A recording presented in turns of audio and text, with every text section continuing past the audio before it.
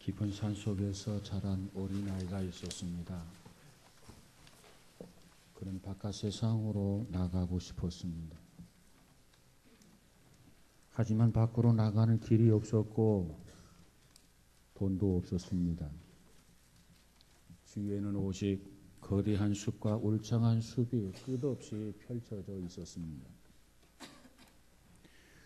아이는 며칠 동안 골똘히 생각을 합니다. 그리고 또 생각을 합니다. 그러더니 도끼를 한 자루 가져와서 날을 갈고 다듬기를 시작합니다. 그의 행동을 보면서 그의 엄마가 물었습니다. 왜 도끼날을 세우고 있니? 그 아이가 엄마에게 답변을 합니다. 나무를 베어서 길을 만들 거예요. 길을 만들어서 뭘 할 건데? 그랬더니 어린아이는 조금도 주저하지 않고 이렇게 당당하게 대답합니다. 바깥 세상으로 나갈 거예요. 그 말을 들은 엄마는 마음이 아프면서도 아들이 자랑스러웠습니다. 그리고 아이는 숲속에 길을 만들기를 시작했습니다. 그리고 뱃나무를 갈아서 여비를 모으기 시작했습니다. 그리고 그가 계획한 대로 엄마 곁을 떠나가게 됩니다. 아이가 떠나기 전에 엄마가 아이의 손을 잡고 물었습니다. 애야, 다시 돌아오겠니? 집에 돌아올 때 길을 잘 찾아올 수 있겠니? 아이는 엄마의 손을 꼭 잡고 이렇게 대답을 했습니다. 예, 엄마 걱정하지 마세요. 꼭 돌아올게요. 제가 낸 이 길을 따라서 돌아오겠습니다. 그리고 아이는 그렇게 세상으로 나아갔습니다. 아이가 떠난 후에 다른 사람들도 도끼에 날을 세워서 나무를 베기를 시작했습니다. 그리고 그들은 사방팔방으로 길을 내고 바깥 세상으로 나아갔습니다. 오랜 세월이 흘렀습니다. 어린아이가 어른이 되었습니다. 이처럼 어른이 된 이 어린아이는 집으로 돌아가고 싶고 어머니가 보고 싶었습니다. 하지만 그가 산 밑으로 왔을 때 길을 찾을 수가 없었습니다. 이미 그 산은 거의 벌거숭이가 되어 있었기 때문이었습니다. 그는 어느 길이 자신이 떠나왔던 그 길인지 도무지 알 수가 없었습니다. 모든 길이 그 길 같았고 또 아닌 것 같기도 했습니다. 그래서 그는 마침내 고향을 잃어버렸다는 사실을 깨닫고 자기 자리에 덜썩 주저앉았다는 이야기입니다. 그렇습니다. 나무를 심느냐 아니면 베느냐에 따라서 모든 것이 달라집니다. 우리 중에 나무를 베려고 하는 사람들은 많은데 심으려고 하는 사람들은 드물다고 하는 겁니다. 제 아무리 많았던 숲도 심지 않고 베기만 하면 언젠가는 벌거숭이가 될 수 있어요. 그리고 나무를 더 이상 벨 수가 없는 산이 되고 맙니다. 그러나 심는 사람이 많으면 많을수록 모든 것이 풍성해집니다. 모든 것이 넉넉해집니다. 그러게 우리는 베는 것보다도 심는 것에 열정을 쏟아야 합니다. 그렇습니다. 심어야 됩니다. 섬김이라고 하는 것은 마치 심는 것과 같습니다. 섬김은 계산하지 않고 심는 것이 섬김입니다. 오늘 많은 사람들이 섬김을 받으려는 사람들은 많은데 섬기려는 사람은 없다고 하는 거예요. 문제는 이처럼 섬기려는 사람들이 없기 때문에 세상은 더더구나 삭막해져 가고 세상은 더구나 쌀쌀해지는 세상이 되고 말았어요. 섬김을 받으려고 하는 사람은 그런 사람이 많으면 많을수록 기쁨이 있을 수가 없어요. 감동이 있을 수가 없어요.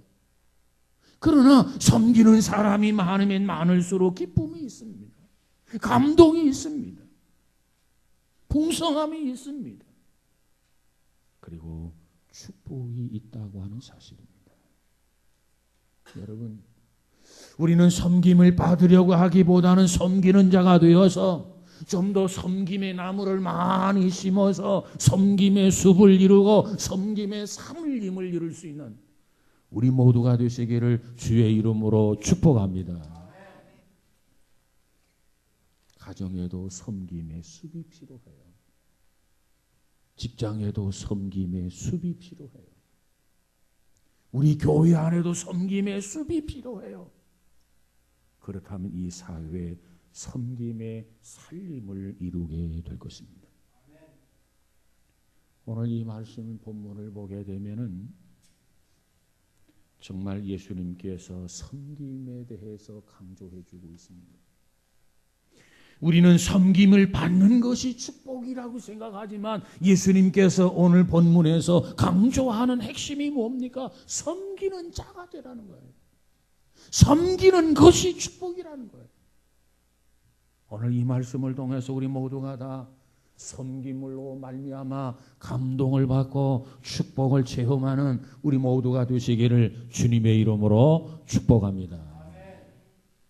오늘 본문에 보면 좌우편에 영광을 구하는 야고보와 요한이 등장합니다.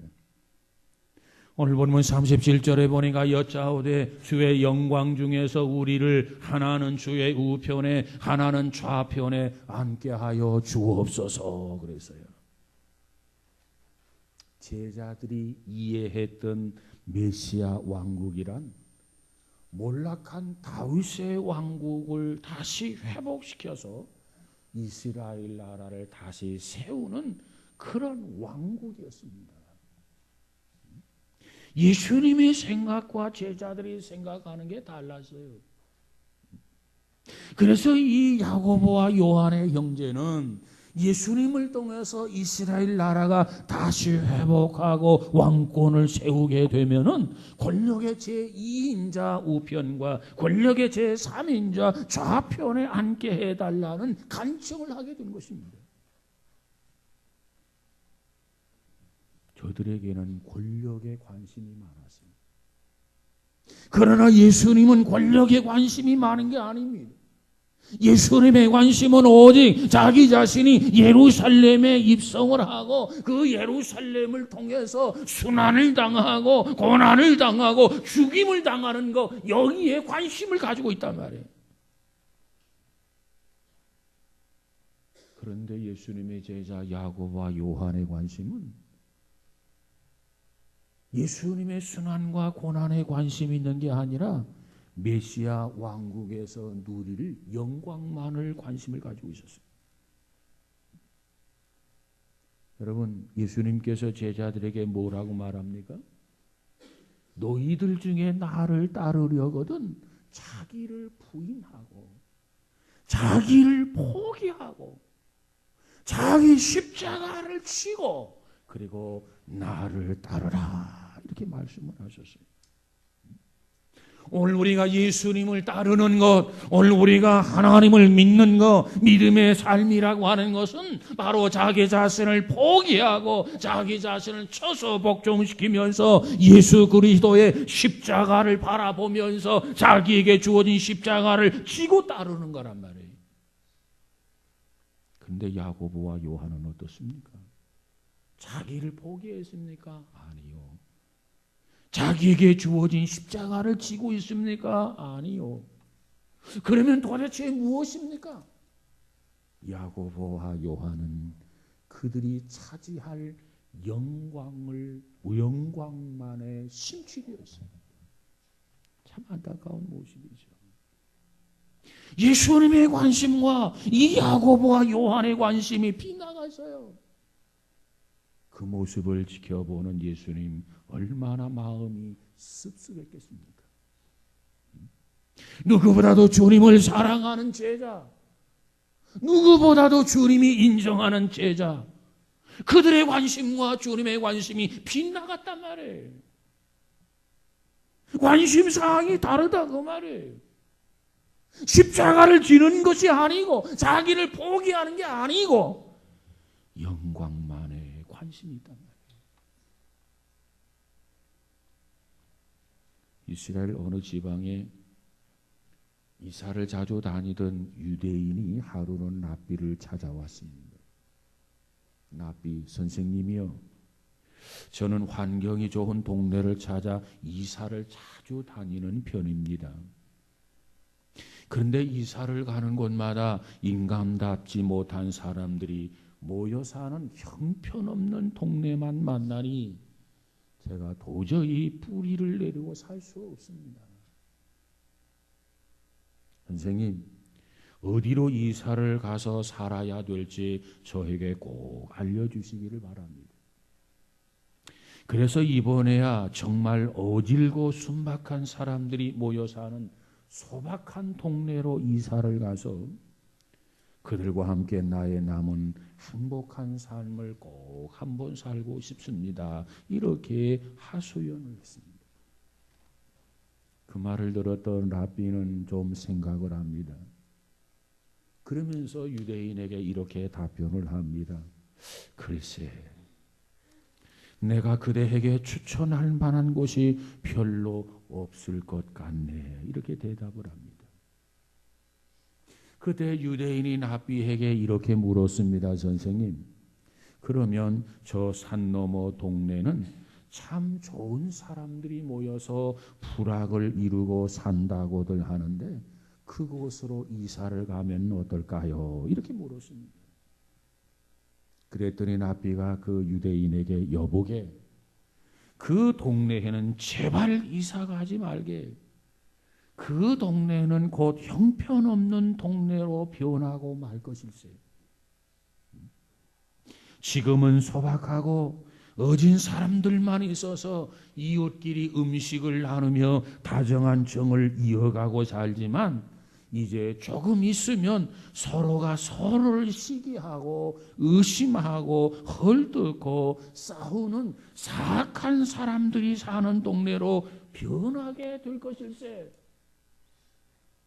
그 동네에 이사 가지 말라는 거예요. 그 말을 들었던 이 유대인이 그럼 선생님은 그 동네를 잘 알고 계십니까? 이렇게 물었어요. 그랬더니 그 랍비 선생님이 말하기를 그 동네는 내가 잘 알지 못하네.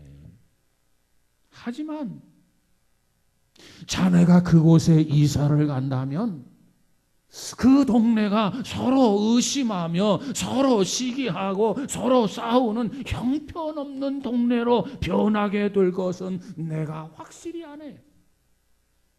이렇게 대답을 했습니다. 이 랍비가 그 유대인을 향해서 말하기를 그래, 그 동네는 소박한 사람들이 모여 살지. 그저 다정한 정을 나누면서 살지. 그들은 서로 소통하고 서로 교제하며 음식을 나누면서 살지. 그런데 그곳에 당신이 이사를 가면 당신 때문에 시기하게 되고 당신 때문에 미워하게 되고 당신 때문에 서로 싸우게 되고 당신이 그 마을을 망치게 된다는 겁니다. 그래서 당신이 그곳으로 이사가면 안 된다는 거예요. 이 이야기는 탈무드에 나오는 이야기입니다.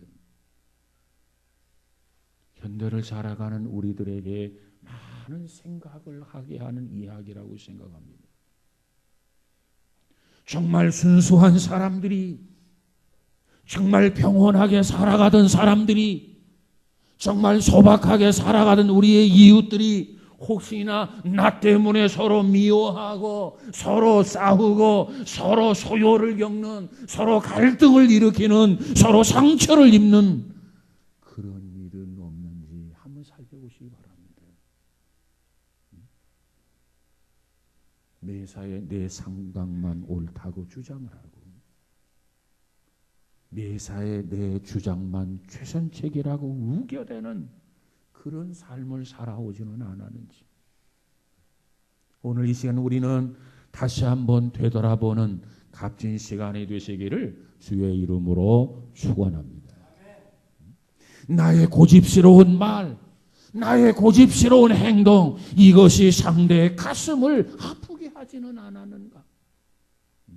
상대에게 상처를 주는 일은 있지 않았는가? 최고의 칭찬만을 받기 원하고 최고의 대접만을 받기 원하고 최고의 자리와 최고의 박수만을 추구하는 것은 아닌가? 오늘 우리는 한번 자신을 되돌아보시길 바랍니다. 오늘 예수님의 제자들은 누구보다도 섬기는 자가 되어야 되지 않습니까? 왜? 주님 앞에 사랑을 받아왔어요. 주님 앞에 말씀의 훈련을 받아왔어요. 누구보다도 주님을 지금까지 따랐어요. 그렇다면 누구보다도 섬기는 자가 되어야 했습니다. 그런데 오늘 본문의 요한과 야고보는 어떻습니까? 그들의 모습 속에서 섬김을 찾아볼 수가 없어요. 최고의 영광만을 주장을 합니다. 하나는 좌편에 하나는 우편에 영광을 주장하고 추구하던 이 요한과 야고보, 이들이 바로 나 자신이 아니었는가? 되돌아보면서 고백하면서 회개하면서 섬김의 자리로 되돌아가는 우리 모두가 되시기를 주의 이름으로 축원합니다. 두 번째로 오늘 본문에 보니까 분이 여기는 열 제자가 있어요. 41절에 보니까 열 제자가 듣고 야고보와 요한에 대하여 화를 내거늘 그랬습니다. 야고보와 요한을 제외한 열 제자의 모습을 보십시오. 그들이 이 소식을 전해 듣게 됩니다. 요한과 야고보가 예수님의 좌편과 우편의 영광을 구했대. 그 이야기를 듣고 열 제자들이 분개하는 장면이 오늘 본문 41절의 내용이 아닙니까? 이제는 자리를 놓고 제자들 간의 갈등이 일어나요. 이제 제자들 간의 악의 다툼이 벌어졌어요. 이제 제자들 간에 서로 분열 현상이 나타나고 있단 말이에요. 이 모습을 지켜보는 예수님 마음이 얼마나 아팠겠습니까? 오늘 본문에 보니까 10명의 제자들이 분노를 했다고 그래요. 분노. 야고보와 요한보다 나을 것이 없는 그런 열 제자들이에요. 그들이 화를 내고 그들이 분개하고 그들이 분노했지만 그러면 10명의 제자들이 두 제자보다 나은 것이 뭐가 있습니까? 나은 게 없어요. 똑같이 권력에 대한 야심을 가지고 있었어요. 말은 안 했지만 표현은 안 했지만 남은 열 제자들도 우리 중에 한 사람이 우편인데 내가 우편의 사람이 되어야 되겠다. 우리 중에 한 사람이 좌편에 앉을 터인데 내가 좌의정을 해야 되겠다라고 하는 권력 욕에 대한 노예가 되어 있었다는 겁니다. 10명의 제자들이 분노했어요. 요한과 야고보다 나은 점이 무엇입니까? 오늘 주님이 모았을 때 야고보와 요한은 물론이거니와 나머지 열 제자들 모두가 다 예수님의 기대에 벗어난 사람들 생각을 가지고 있었어요. 권력의 노예가 되어 있었다는 겁니다. 야고보와 요한은 그것을 표현을 한 것이고 그리고 나머지 열 제자는 표현하지 아니한 것, 이 차이뿐이었습니다. 이 상황 속에서 누가 누구에게 분노할 수 있겠습니까? 이 상황 속에서 누가 누구를 분이 여길 수 있겠습니까? 그렇습니다. 인간은 인간에게 분노할 수 있는 의와 자격이 없습니다. 독일의 뉘른베르크의 도시에 사는 두 친구가 살았습니다. 이 둘은 모두가 다 화가가 되는 것이 꿈이었습니다. 그런데 둘이 모두가 다 가난해서 공부를 계속할 형편이 되지를 못했습니다.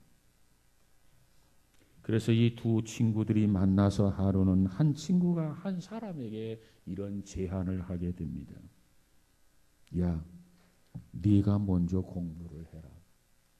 내가 돈을 벌어서 너의 학비를 댈게. 그리고 내가 대학을 졸업한 후에 네가 돈을 벌어서 내 학비를 대주면 되지 않겠니?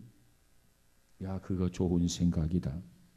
그래서 이 두 친구는 서로 그렇게 약속을 한 후에 한 친구는 그림 공부를 열심히 하고 한 친구는 돈을 벌어서 학비를 대며 살았습니다.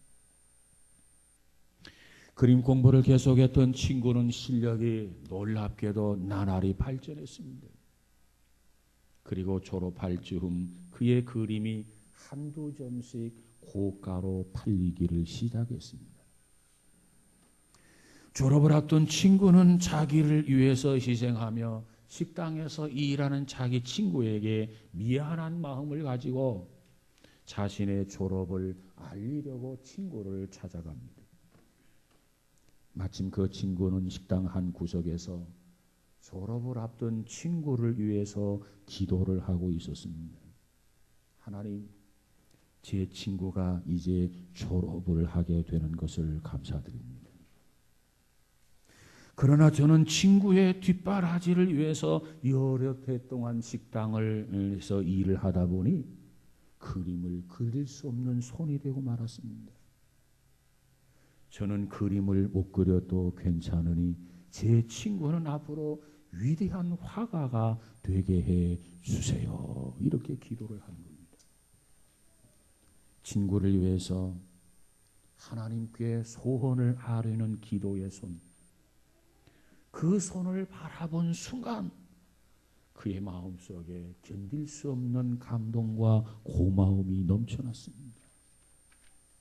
나를 위해서 희생하는, 나를 위해서 기도하는 저 천사와 같은 친구의 손을 내가 그려보자 생각을 하고 그는 늘 갖고 다니던 가방에서 화선지를 꺼내어 친구의 기도하는 손을 그리기를 시작을 했습니다. 그리고 그 그림을 완성했습니다. 그것이 바로 우리에게 잘 알려진 엘버트 듀로의 기도하는 손이라는 그림이에요. 이 작품은 세계 모든 액자 상점에서 그림 액자나 조각 모양으로 상품화되어서 많은 사람들에게 사랑받고 지금도 팔려나가고 있습니다. 여러분, 세상에서 제일 아름다운 모습, 그것이 무엇이라고 생각합니까? 기도하는 손이라고 생각합니다. 그런데 그 중에서도 누군가를 위해서 희생하면서 기도하는 손, 누군가를 섬기면서 기도하는 손, 이것이 가장 아름다운 손이 아닐까 생각해 봅니다. 여러분, 오늘 현대는 어떻습니까? 친구까지도 경쟁의 대상이 되어져 버렸어요. 친구를 밟고 건너가야만 일어설 수 있어요. 오늘 이 시대가 바로 이와 같은 시대 아닙니까? 우리는 이 시대를 살아가고 있지 않습니까? 우리에게 많은 생각을 갖게 하는 작품이 엘버트 듀로의 기도하는 손이라는 작품입니다. 여러분, 우리는 그 친구처럼 서로 이해하고 서로 사랑하고 서로 기도해주는 변화의 손들이 되시기를 주의 이름으로 축원합니다. 내 자신이 야고보와 요한이라고 한다면, 아니 열 제자와 같이 어떤 권력욕에 사로잡혀 산다고 한다면 주님의 나라와 주님의 의를 구하기보다는 내 욕심대로 살기를 원한다면 우리는 마음을 비워야 돼요. 우리는 변모되어져야 돼요. 우리는 변화되어져야 돼요. 그러지 아니하고는 성숙한 신앙인이 될 수가 없습니다. 그저 친구와 친구를 위해서 섬기는 그 손, 하나님이 얼마나 사랑스럽게 보아주시겠습니까? 우리 모두에게도 이와 같은 섬김의 모습이 있어지기를 주의 이름으로 축복합니다. 자기 목숨을 대속물로 주신 예수님의 모습이 나옵니다. 45절에 인자에 온 것은 섬김을 받으려 함이 아니라 도리어 섬기려 하고 자기 목숨을 많은 사람의 대속물로 주려 함이니라 그랬어요. 예수님이 곧 하나님이십니다. 하나님이 이 땅에 오셔서 십자가를 지셨습니다. 왜 하나님이 이 땅에 오셔서 온갖 고초와 고난을 받으시고 그 십자가를 지셨는가? 섬기기 위해서입니다. 섬김을 받기 위해서가 아니라 섬기기 위해서입니다. 여러분은 신앙생활을 무슨 이유로 하고 있다고 생각합니까? 섬기기 위해서 신앙생활을 합니까? 아니하면 섬김을 받기 위해서 신앙생활을 합니까? 오늘 예수님은 우리에게 분명히 말하기를 예수님 자신도 섬김을 받으려고 온 것이 아니라 섬기려고 오셨다고 그랬어요. 제자들 앞에 내가 세상에 왜 온 줄 아느냐? 세상 사람들로부터 섬김을 좀 받고 싶어서 왔다. 너희들이 나를 좀 섬겨라.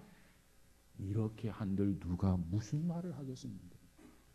그런데 예수님은 말하기를 너희들이 오해하는 것이 있는 것 같다. 너희들이 착각하고 있는 것 같다. 내가 세상에 온 것은 섬김을 받으려고 온 것이 아니라 내가 마음껏 목숨까지 바쳐서라도 섬겨주고 싶어서 이 땅에 왔다. 이것을 제자들에게 밝혀줍니다. 그리고 예수님은 제자들에게 너희들도 가서 섬겨라. 섬겨야 하는 당위성을 주께서 제시해 주신 거라 그 말이에요. 섬겨야 됩니다. 신앙생활은 섬기는 것입니다. 믿음 생활은 섬기는 것입니다. 은혜를 받으면 섬기는 자로 바뀌어져야 됩니다. 섬기는 자는 무슨 뜻입니까? 섬기는 자라고 하는 헬라어 디아코노스라고 하는 말은 이런 뜻이 있어요. 분주하게 먼지를 일으키며 다니는 자, 그런 뜻입니다. 가만히 앉아 있는 거 아니에요. 부채 붙이고 있는 거 아니에요. 이빨 쑤시고 앉아 있는 거 아니에요.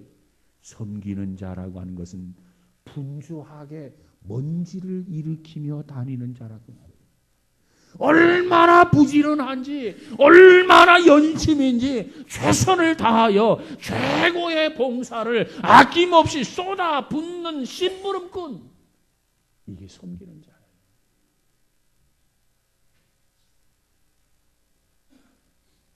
그 본을 누가 보여주었습니까? 예수님께서 보여주셨어요. 예수님께서 이 땅에 오셔서 우리의 죄를 대신해서 예수님은 십자가를 지셨습니다. 십자가를 지시기까지 예수님이 얼마나 분주했는가를 보세요. 이른 새벽에 가서 기도하고 하루 종일 무리들과 더불어서 말씀을 나누고 절야하면서 예수님께서 정말 먼지를 일으키고 다니는 정말 분주한 삶을 살지 않았습니까? 여러분, 그 예수님께서 우리를 위해서 십자가의 고난을 당하셔서 그리고 우리를 구원하셔서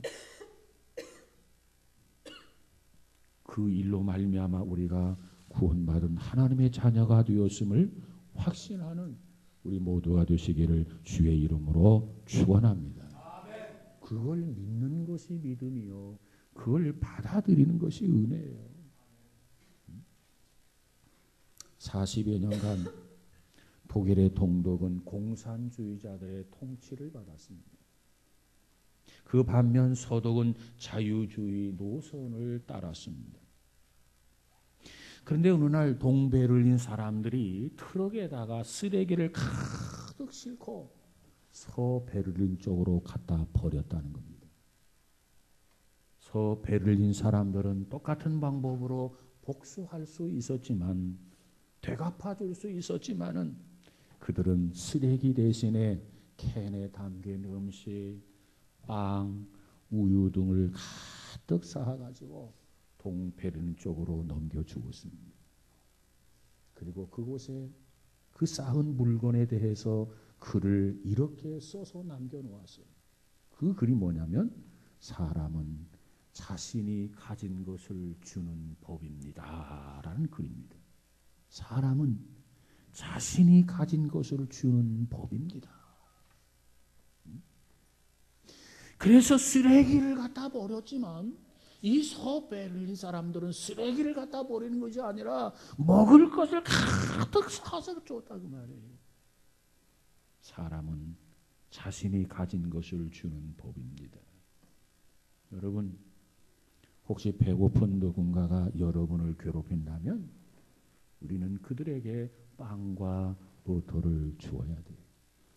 이것은 우리가 베풀어야 할 친절입니다.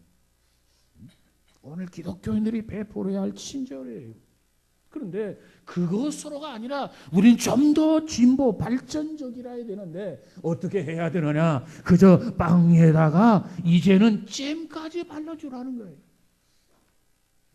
이건 사랑입니다. 친절 플러스 사랑. 오늘 우리는 사랑을 베풀어야 돼요. 하나님께서 우리에게 이와 같이 사랑을 베풀어 주셔서 우리도 이 사랑을 이제는 우리의 이웃들에게 섬김으로 베풀어 줘야 돼요. 이것이 바로 우리 기독교의 올바른 사랑이고 진정한 기독교의 메시지가 아니겠습니까? 사단이 가장 무서워하는 게 무엇입니까? 예수 그리스도의 피입니다. 피. 왜 예수 그리스도의 피를 가장 무서워하느냐? 바로 그 보배로운 피를 통해서 우리가 하나님의 자녀요 백성이 되었거든요. 예수님께서 피를 흘려서 우리를 대속해 주셨거든요. 그 은혜로 말미암아 우리 모든 죄가 정결하게 씻어졌다 그 말이에요. 그래서 우리는 이제는 죄사함을 받고, 이제는 구원을 받고, 이제는 영생과 천국의 백성이 된 것을 믿으시기 바랍니다. 하나밖에 없는 생명을 우리를 위해서 내어주셨어요. 그러기에 우리는 그분을 믿어요. 그러기에 우리는 그분을 사랑해요. 그러기에 우리는 그분을 찬양해요. 그리고 누구를 만나든지 자신 있게 그분을 증거하고 있어요. 사랑하는 여러분이요, 오늘 우리는 본문에 나타나 있는 야고보와 요한처럼 자기의 영광만을 구하는 이기적인 사람이 되지 마십시오. 오늘 신앙생활 한다고 하면서도 자기 영광만을 구하는 사람이 있어요. 현대판 요한과 야고보와 같은 사람이에요. 뿐만 아니라 이와 같은 것들을 분이 여기는 열 제자의 모습. 그저 겉으로는 드러내지 않지만 그러나 똑같은 그런 욕심을 가졌어요. 우리는